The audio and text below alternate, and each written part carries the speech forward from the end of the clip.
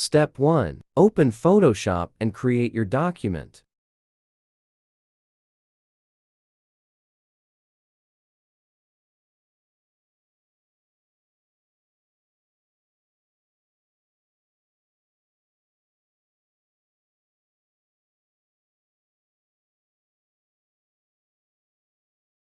Step 2.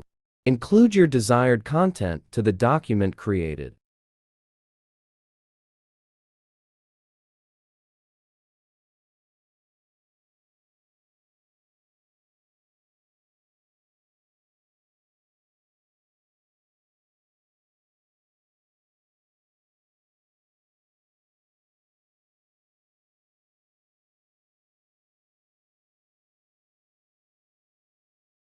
Step 3.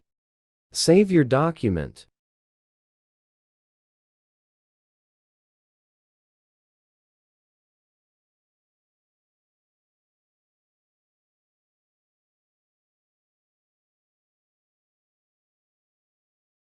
Step 4.